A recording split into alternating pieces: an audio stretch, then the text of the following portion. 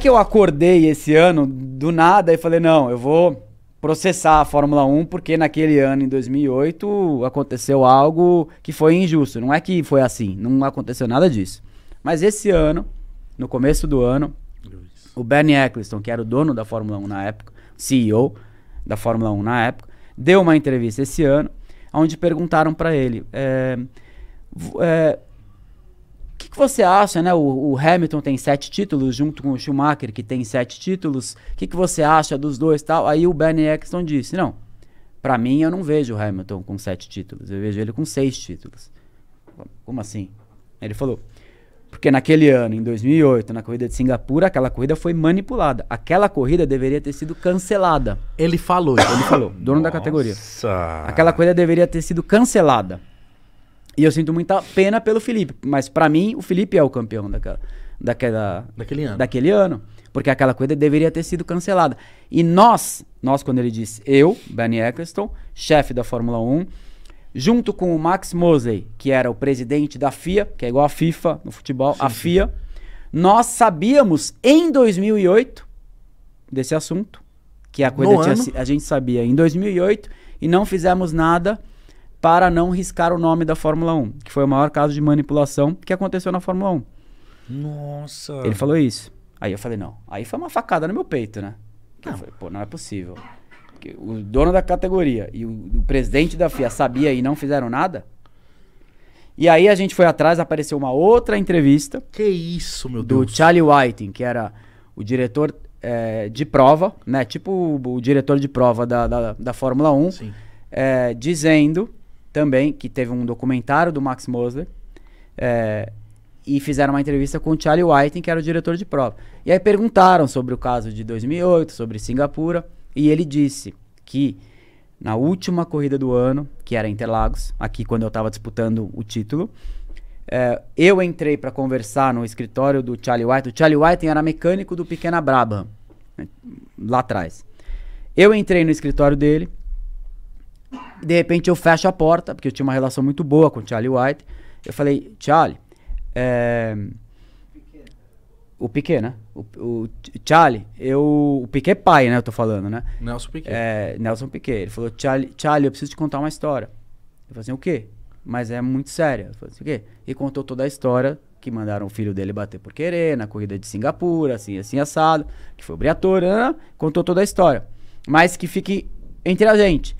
Aí o Charlie Whiting disse pra ele, eu não sou seu parceiro, eu não posso guardar esse segredo, eu preciso contar pro meu presidente, que era o Max Mosley. Eu tenho que contar pro meu presidente, eu não posso não contar, porque é uma coisa muito séria. É muito séria, entendeu? Meu Deus do céu. Ele falou, não, eu entendo, mas espero que fique entre vocês, não sei exatamente como foi, mas aconteceu essa entrevista.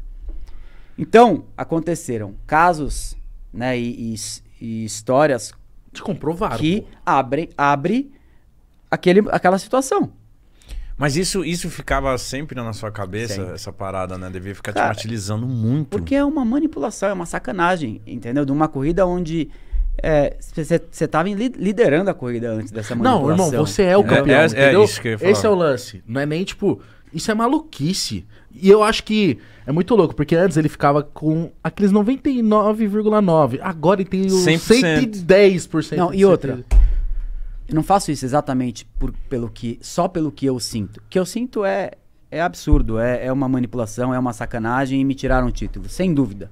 Mas, pelo meu país, pelo Brasil, pelos torcedores, até pelo pelos esporte, torcedores, né, da Ferrari, pela equipe que estava comigo e sofreu aquela situação comigo, pela minha família. Então isso, pelo esporte, pela justiça do esporte, é muito errado. Mas o que está rolando agora, então? O que você está fazendo? Depois dessa entrevista do Bernie Ecclestone, que foi em março, né? Eu fui sozinho, né? Atrás. Logicamente, avisei o dono da categoria, o CEO da categoria, que é o Stefano Domenicali, da Fórmula 1. Eu avisei ele.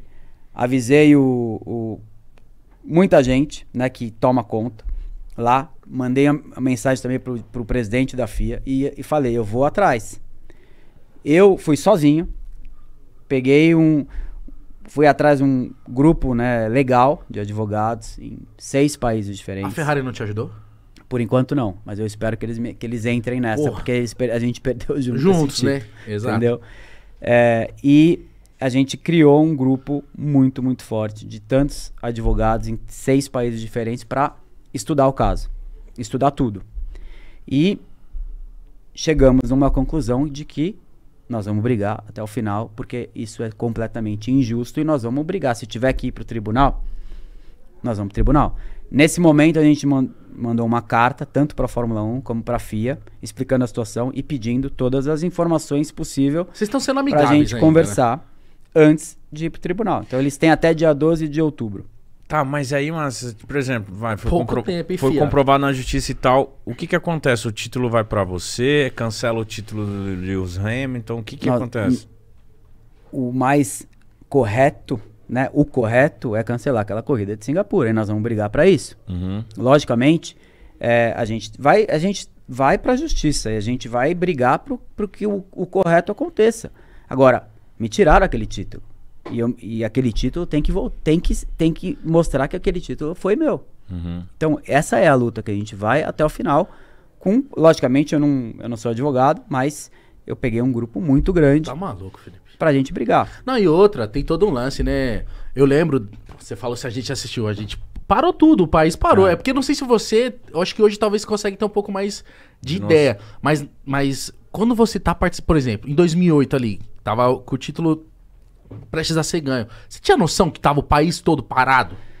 Não dá pra ter, né? Eu tinha noção na última corrida do ano aqui em Interlagos, que era impressionante a torcida cantando, né? A hora que eu entrei no grid, a torcida cantando e junto comigo naquele momento. Pô, eu larguei na pole, chuva, seco.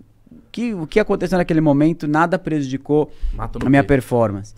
E é impressionante como você fala, pô, quem joga em casa joga melhor. E aconteceu uma situação que era muito difícil de explicar a sensação que eu tive naquela última corrida do ano e o país comigo, né, naquele momento.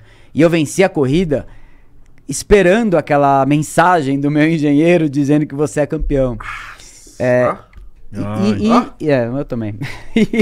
E no final, isso mostra o que é um título, né? Isso mostra o que um título faz com o país, o que um título faz no desenvolvimento do automobilismo no país. O que o Senna fez? Né? E exatamente isso. Olha de novo, filha da mãe. O que o Senna fez no automobilismo aqui no Brasil? Quantos pilotos brasileiros chegaram na Fórmula 1 depois do Senna? Logicamente, você deve, se não acompanha muito, o cara deve pensar, não, o Rubinho chegou, o Felipe Massa chegou, mas chegaram muitos pilotos brasileiros na Fórmula 1, muitos. E cada categoria no mundo do automobilismo, em outras categorias, tinha um brasileiro vencendo. Hoje a gente não tem um brasileiro correndo na Fórmula 1. Então isso mostra o quanto isso seria importante falta, né? Pro país. Mas é muito difícil. Por que não tem mais brasileiros na Fórmula 1? Eu não sei, a categoria de base na Fórmula 1 foi muito fraca, né? Para preparar os pilotos. Poucos pilotos, né, foram competitivos. A gente tem piloto, né? A gente tem pilotos ali na última categoria para chegar, né? Tem o Drogovic, tem o Pietro Fittipaldi, que fez até 2 corridas, né? Ele era piloto reserva da Haas, quando o Grosjean teve aquele acidente, não sei se você lembra, que ele passou dentro do guarda-reio, o carro pegou fogo, ele saiu no meio do fogo. Mano, os acidentes mais bizarros que tem. O Pietro fez 2 corridas, tem outros pilotos mais jovens, tem o Gabriel Bortoleto correndo, tem o Caio Collet também, Rafael Câmara, tem pilotos próximos, né? Mas não tem nenhum na Fórmula 1. Antigamente tinha muitos pilotos próximos, entendeu? E então era muito mais forte as categorias de base do que é hoje. E o lance, acho que do campeão também aproxima, não tem como. Porque, tipo, lembra da época do Popó? Lembro. Você não assistia boxe? Pra caralho. Sim. Da época do Guga, você não assistia tênis? Verdade. Você vê boxe hoje? Só dos malucos que estão fazendo aposta. E tênis? Não vê, entendeu? Não. A falta do campeão. E aí quando o Massa voou, tipo, porque eu lembro disso, porque eu era moleque, mas eu lembro porque meu pai falava muito de das corridas, do Senna, etc e tal. E aí eu lembro do Galvão. Só ele, depois de Senna, pode ganhar. E aí que você ganhou Interlagos, inclusive. Só ganhei 2 vezes. Ganhei em 2006 com o macacão verde e amarelo, que foi o maior sonho da minha vida. É impressionante o que aconteceu naquela corrida. Pô, com o macacão verde e amarelo. A minha primeira corrida pela Ferrari foi um negócio... Foi sua primeira corrida pela Ferrari? Foi. No Brasil, né? No Brasil, que era a última corrida do ano. Mas você também largou na pole essa Larguei. corrida? Meu companheiro era o Schumacher. Era eu e o Schumacher. Cara, não, você... E era o último ano dele na Ferrari. Foi 7 ou 8? 7. 6. 6? 6.